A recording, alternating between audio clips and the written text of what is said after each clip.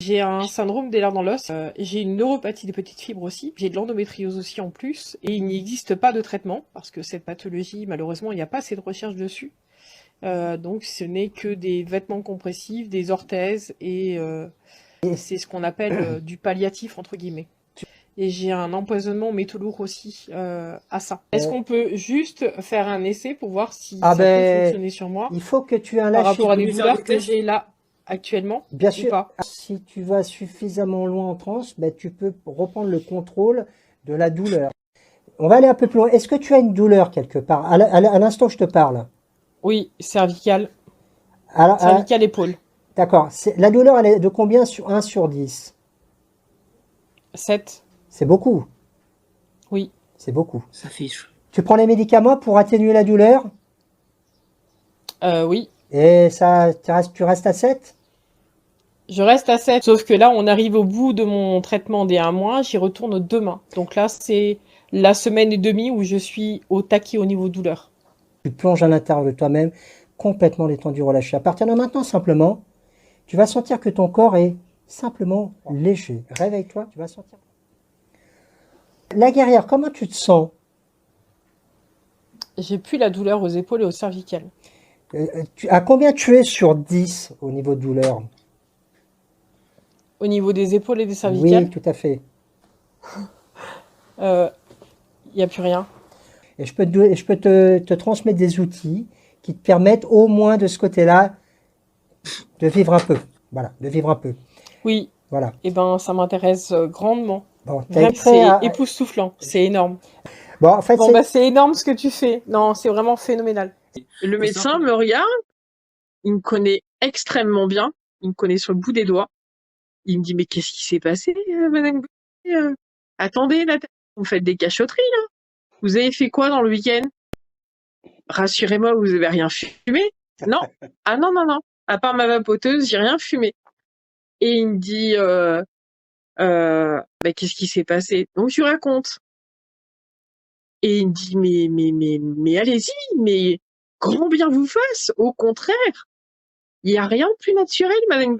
Allez-y. C'est, c'est que du bonheur.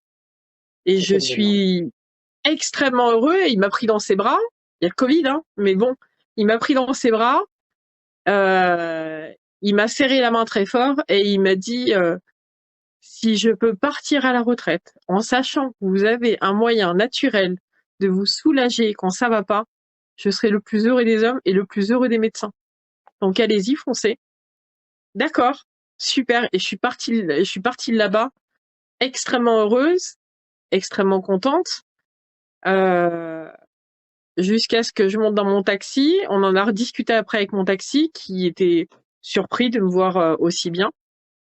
Et il me dit mais c'est génial. En entrant à la maison, je raconte ça à mon mari. Mon mari me dit c'est génial. Il a été bluffé hier parce qu'il m'a dit je t'ai vu partir 3 fois. Mais qu'est-ce qu'il te faisait? Qu'est-ce qu'il te disait? Il te parlait? Il te disait quoi? Donc mon mari m'a demandé plein de renseignements. Et donc de là, je lui ai raconté et je lui ai montré la première vidéo. Je lui montrerai la deuxième plus tard. Et mon mari était bluffé aussi. Il m'a dit, je t'ai jamais vu aussi bien. Hier, j'ai pu retourner au parc avec mes enfants. J'ai pu profiter de l'extérieur. Habituellement, je claque des dents quand je suis à l'extérieur parce que je suis extrêmement sensible à la fraîcheur, à l'humidité et au froid. Moi, à 20 degrés dehors, je sors pas sans pull, sans couverture, sans rien. Là, j'avais le pull de mon mari. Limite, j'aurais pu l'enlever et j'avais chaud. J'étais bien. Donc, vraiment, vraiment, respect et merci. Bonjour, vous avez accepté de témoigner. Je voulais savoir qu'est-ce que depuis qu'on s'est rencontrés, qu'est-ce que vous a apporté l'hypnose? Bonjour Franck. J'ai commencé les séances avec vous en septembre et j'avais des douleurs au niveau de l'épaule droite depuis plus de 4 ans et j'avais été opérée 2 fois et en fait je souffrais énormément. J'ai été dans des centres antidouleurs qui faisaient plus d'effet et j'avais donc pu discuter avec vous en privé. Qu'est-ce que vous ont apporté ces séances d'hypnose et quelle a été la surprise de vous-même et de votre entourage par rapport aux effets qu'a eu l'hypnose sur votre pathologie? Au début, ben, je me suis dit, je vais essayer l'hypnose, mais j'étais un peu, j'avais, j'avais de l'appréhension, je savais pas trop si ça allait fonctionner. Et après des séances en visio et au cabinet, je me suis aperçue en fait que je n'avais plus aucune douleur. Donc en fait, je revivais ce que je pouvais plus me coiffer, je pouvais plus faire le ménage, je pouvais plus porter de charges lourdes. Et après ces séances-là, en fait, bah, je revis quoi, j'ai plus aucune douleur au niveau de l'épaule. Ça va faire 5 ans. Et c'était en fait, je travaillais dans le commerce et à force de faire des ports de charges lourdes et des gestes répétitifs, j'ai commencé par avoir des tendinites et j'ai laissé traîner en fait, ce qui a provoqué de grosses souffrances et que j'ai dû me faire opérer 2 fois. Suite à cet accident que vous aviez eu, vous ne pouvez plus même plus vous peigner, de lever le bras gauche à cause de la douleur à l'épaule, c'était vraiment un calvaire pour vous. Et puis, en fait, pendant plusieurs années, vous ne pouvez plus utiliser ce bras gauche et vous ne pouvez plus faire de choses avec ce bras. Et en fait, dès la première séance d'hypnose, vous me dites, hein, si je ne me trompe, dès la première séance d'hypnose, on a traité cette douleur. Vous avez pu, à votre grande surprise, réutiliser votre épaule et votre bras de façon quasiment normale. Ouais, et sans douleur, quoi. J'étais impressionnée en fait. Refaire les gestes de la vie courante tous les jours et normalement, sans souffrance en fait, c'était juste impressionnant. Est-ce que ces effets ont été temporaires ou est-ce que ça a été durable? Ou est-ce que c'est encore durable ou c'est encore palpable? Non, c'est encore durable. C'est D'accord. encore durable. Ok. Sans plus rien faire d'autre que, en fait, cette séance d'hypnose. Vous souffrez d'endométriose. Qu'est-ce que vous pouvez me dire de l'endométriose par rapport à l'hypnose? Alors, l'endométriose, j'en souffre depuis plusieurs années. Je suis à un stade 3, donc très élevé. Il n'y a pas forcément de traitement pour, et on n'en parle pas forcément. Même si on commence à en parler de plus en plus, mais on n'en parle pas forcément. Et je me disais, on avait testé le bras, c'était plus génial en fait de plus avoir de douleur. Je me suis dit, bon, on teste aussi l'endométriose et je n'ai plus aucune douleur. Chaque mois où je me dis, je vais pas avoir des douleurs, bah, au moment, j'en ai plus du tout. Donc ça veut dire que c'est pour vous vraiment une, une oxygénation par rapport au quotidien, parce que effectivement la douleur, j'ai compris que vous-même parfois vous alliez à cause de ces crises d'endométriose aux urgences, et que qu'est-ce qui vous faisait aux urgences? Alors on a besoin de la médecine, hein. Attention, c'est pas l'hypnose reste complémentaire de la médecine, mais qu'est-ce qu'il vous faisait aux urgences qui n'agissait plus et que bah, l'hypnose a pu endiguer en fait? Bah, j'allais aux urgences pour des fortes crises et hormis donner des antidouleurs, il y avait que ça quoi. Mais ça faisait pas, sur moi en tout cas, ça faisait pas d'effet. Ça n'agissait pas en fait, oui. Et vous aviez un fils que vous avez voulu que je rencontre. Qu'est-ce que vous pouvez dire par rapport à ce fils, à votre fils, et qu'est-ce qu'il a comme pathologie et qu'est-ce que lui a apporté l'hypnose? Sous couvert d'un accord médical, on est bien d'accord. Vous allez comprendre pourquoi je précise ça. Allez-y. Mm. Donc, mon fils est atteint d'un trouble autistique qui a été découvert à l'âge de 7 ans. Il en a 12 actuellement. Et après vous en avoir parlé de ces problèmes, je suis allée voir quand même mon médecin pour en parler parce qu'il y a quand même un suivi derrière. Et avec son accord, donc on a pu se rencontrer avec mon fils et commencer à travailler donc sur ses troubles autistiques, sa confiance en lui et sa dysgraphie au niveau de ses mains. Et il est dans un état maintenant de bien-être. Il a beaucoup plus confiance en lui, il se sent beaucoup mieux, il est beaucoup plus épanoui. Alors qu'avant, ses émotions étaient un peu plus compliquées à gérer. C'est-à-dire que là, ce que vous êtes en train de me dire, c'est, je l'ai constaté puisque je l'ai hypnotisé dans un cadre thérapeutique, vous êtes en train de me dire qu'en fait, l'hypnose a juste bouleversé un petit peu les choses le concernant et il a un mieux-être qui est constaté au quotidien. C'est ça. C'est ça. Ce qui lui fait beaucoup de bien à lui, mais ce qui vous fait aussi beaucoup de bien parce que ça fait toujours plaisir de voir que son fils évolue de façon positive. Et effectivement, l'hypnose sur les personnes autistiques ne peuvent être faite qu'avec l'accord et exclusivement l'accord médical. En tant que hypnothérapeute, je ne peux pas me soustraire à cette réglementation. Eh ben, écoutez, merci pour ce témoignage et puis bonne Merci à vous. continuation. Bonne Et merci. continuation. J'ai une tribune pour marcher à la base chez moi. Et en extérieur, maintenant, je suis en chaise roulante parce que je ne sais plus faire des longs déplacements. Et malheureusement, ben, mes pathologies évoluent très mal. Et puis, je me dis aussi, ça va peut-être pouvoir permettre de, tu vois, à des personnes qui ont peut-être des personnes dans leur entourage qui ont des douleurs chroniques, peut-être de comprendre en fait ce qu'ils peuvent vivre un petit peu via la vidéo. Et je pense que ça peut être bénéfique non seulement pour les personnes qui sont atteintes de douleurs chroniques, mais peut-être pour les proches justement qui accompagnent ces gens-là Ouais. parce que c'est plus facile pour nous qui avons des douleurs chroniques et c'est pas facile non plus pour les proches qui sont autour de nous en tout cas. Tu vas simplement te concentrer sur mon doigt. Et plus tu te concentres sur mon doigt, et déjà rien qu'en entendant ma voix, tu vas sentir simplement que tes paupières sont juste de plus en plus lourdes. Peut-être que tu vas sentir que ta tête est elle-même de plus en plus lourde. Tes paupières sont de plus en plus lourdes. D'ailleurs, elles commencent à papillonner de fatigue, cet état de bien-être qui t'envahit, cet état de profond bien-être, de sommeil qui t'envahit. À mon soufflement, à mon claquement de doigts, tu vas juste complètement partir en toi, ça sera plus fort que toi.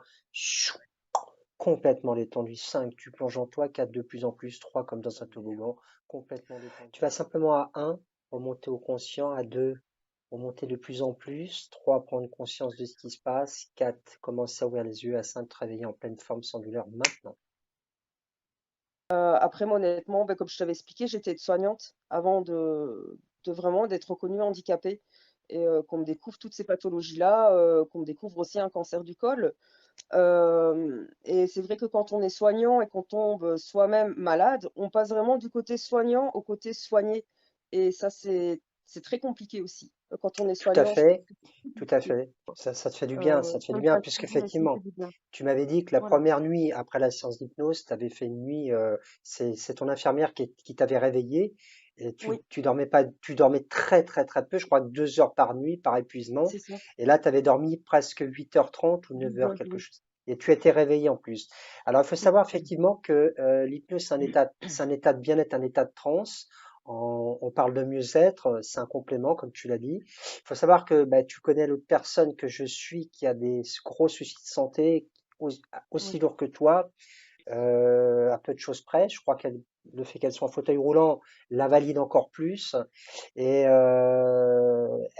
quand je l'avais eue, elle m'avait dit, parce que j'avais plus de nouvelles en fait pendant un laps de temps, et en fait elle ne dormait plus depuis des années. Elle souffrait c'est 7, 8 sur 10. Et pendant 15 jours, sa transe a duré 15 jours. Pendant 15 jours, elle a pu dormir, profiter de son quotidien, juste être mieux. Il a fallu que on se recontacte pour que je lui refasse une séance. Mais dans son cas, elle, malgré son côté de souffrance et très invalidant, elle était restée, elle, pendant 15 jours. Et alors, la transe est variable d'une personne à une autre. Je dirais pas, c'est fonction de la douleur, c'est totalement aléatoire. Hein, ça dépend de chacun. Mais voilà. Ben donc, moi, je m'appelle Nathalie, j'ai 37 ans et donc j'ai de multipathologies qui sont très invalidantes et qui amènent des douleurs chroniques au quotidien. J'ai une maladie génétique orpheline qui est LR dans l'os et donc qui donne des douleurs chroniques vraiment de la tête oui, de la tête aux pieds. Principalement de ce côté-là, c'est des douleurs squelettiques, donc vraiment, c'est des douleurs de type musculaire, au niveau des os aussi. J'ai aussi une autre pathologie où là, c'est plus des douleurs de style neuropathique. Donc, les douleurs neuropathiques, c'est comme des brûlures intenses au 3e degré, des grosses décharges électriques, des coups de poignard, en fait, constamment. Ça, c'est plus au niveau, du bassin, zone gynécologique, anale pour mon cas, névralgie pudendale bilatérale. J'ai aussi une névralgie d'Arnold, donc là aussi, c'est des douleurs neuropathiques au niveau de vraiment toute la tête. C'est pire que des migraines. C'est vraiment comme si on avait un casque très douloureux au niveau de la tête. Et j'ai vraiment 2 points gâchettes au niveau du cou qui sont vraiment très, très douloureux. J'ai de l'asthme aussi, du diabète, de l'hypertension et de la tachycardie. Donc, la névralgie pudendale, je suis restée très longtemps en errance médicale, à peu près 13 ans. C'était diagnostiqué en 2018 et pour, ma maladie génétique, apparemment je l'avais depuis la naissance et ça a été diagnostiqué il y a à peu près 2 ans. Le problème, c'est que plus on a un diagnostic tardif, plus les douleurs en fait, sont, de plus en plus ingérables et handicapantes au quotidien. En prime de ça, j'ai perdu l'usage de ma vessie suite à une erreur médicale. Donc, je suis porteuse d'un cystocat, donc c'est une sonde qui est reliée du dessus du pubis à la vessie. On doit me le changer normalement tous les 15 jours et ça amène des douleurs vraiment horribles, vu que la morphine n'arrive même plus à soulager les douleurs. Euh, j'ai une résistance à tout ce qui est traitement lourd dû à ma maladie génétique. Et l'hypnose, ça m'a apporté vraiment, je veux dire, vraiment un soulagement, un bien-être, un lâcher-prise, en fait, dans toutes ces douleurs-là.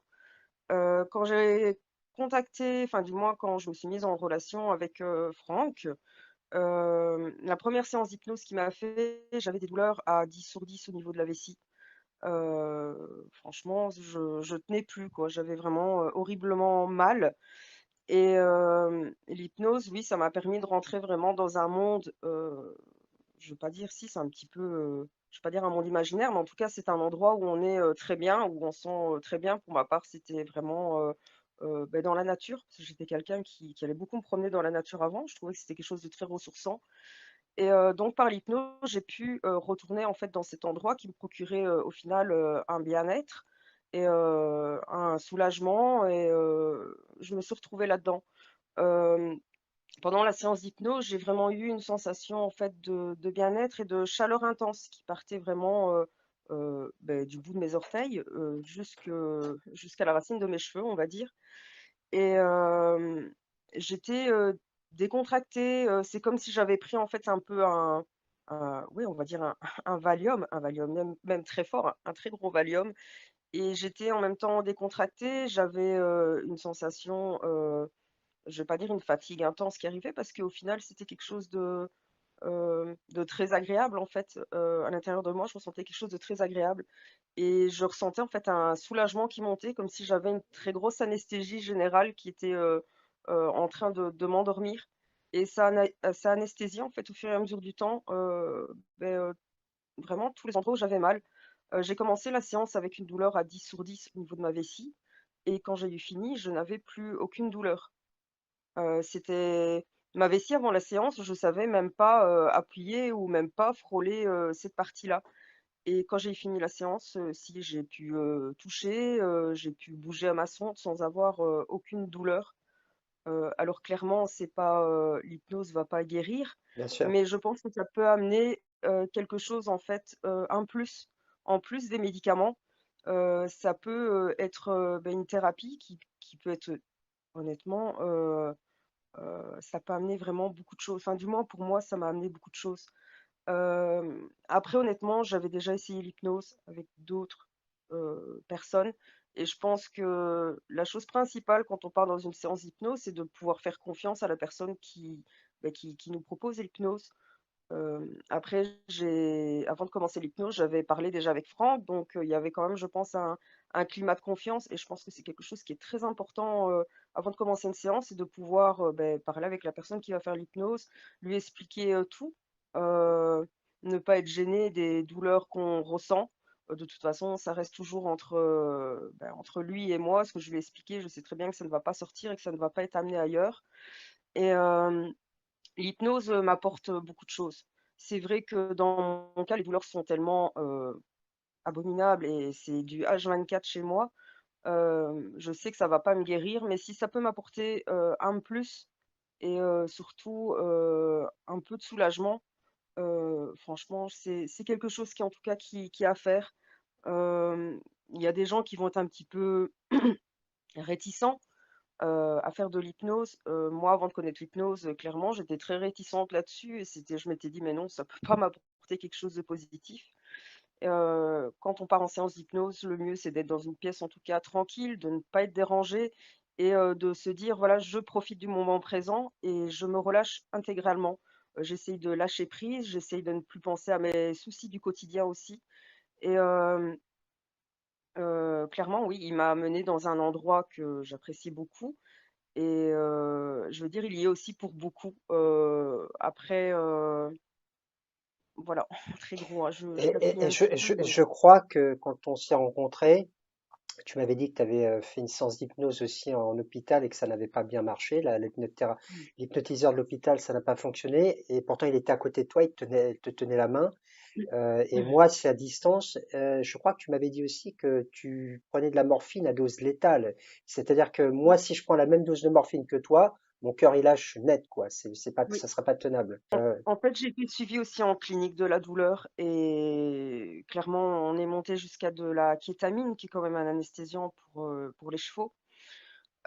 J'ai eu du catapresant, qui est quand même la morphine, la plus puissante qui puisse exister, vu qu'on l'a donnée aux gens qui se faisaient, exploser carrément sur des mines pour qu'elles puissent partir, tranquillement. Les doses de morphine que j'ai, clairement, c'est des doses qui pour une personne, entre guillemets, «dite normale», qui pourraient être tout à fait, létales. Dans mon cas, j'ai une très grosse résistance de ce côté-là, donc la morphine, m'apporte un tout petit soulagement, mais voilà, c'est pas un soulagement, exceptionnel, mais si j'ai pas ma morphine, ça ne va pas non plus et l'hypnose, en fait, m'a permise, en fait, d'avoir un soulagement. Bon, beh, je vais quand même être honnête là-dedans, c'est pas un soulagement qui reste, H24, parce que c'est pas non plus, un médicament, mais ça apporte en tout cas quelque chose de bénéfique, surtout dans le cadre des douleurs chroniques, parce que ça peut très vite, en tout cas, devenir, invalidant, handicapant et ça m'apporte en tout cas quelque chose en tout cas pour ma part, de correct. Hem et c'est vrai que c'est toujours, quelque chose pour moi qui je veux dire quand je sais que quand je vais faire une séance, je sais bien qu'après je vais être bien, je vais être relaxée et généralement après une séance, je dors, quand Ça même, fait du pas bien. mal, quoi. En séance coaching, ça va? Ça s'est bien passé? Très C'est bien. un petit truc sympa. Bon, la prochaine fois, ça sera toi. Bah, On laissera j'espère, penser, ok. j'espère Et par contre, je vais te demander ta main. Voilà. Hop là, elle est partie. Elle est partie. On va la faire revenir. Un petit coaching qui va apporter beaucoup. Voilà, tu peux revenir maintenant avec nous. Tu peux revenir. Nerveusement bien et en forme. Voilà, c'est une petite séquence. Contente de la séance? très contente. Ok, super. Je me sens vraiment bien et je pense que tu m'as énormément aidée. Et en fait, je t'ai donné les outils, je t'ai transféré les outils, c'est toi qui t'aides toi-même. Voilà, je n'étais qu'un guide pour cette histoire, ça, c'est toi qui as tes outils. Voilà. Oui, mais ça m'a beaucoup aidée. Ça va te faire évoluer, ça c'est sûr. Voilà. Je te remercie En tout beaucoup. cas, merci pour votre confiance. Et ben merci aussi à toi. Je claque plus de langue parce que sinon. Je vais encore dormir. Daniela?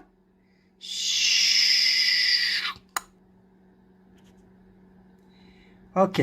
Martial, tu la réveilles. Hein.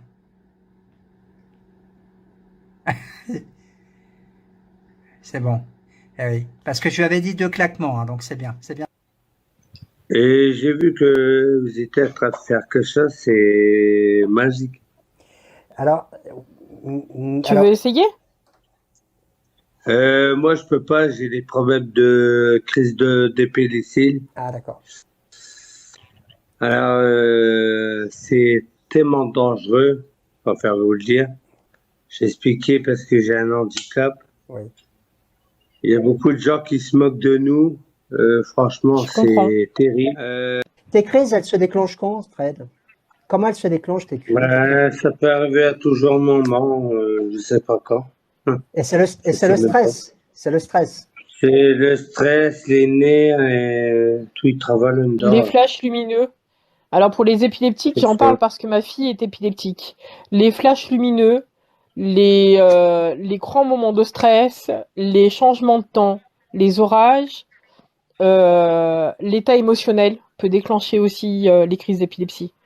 Fred, Oui.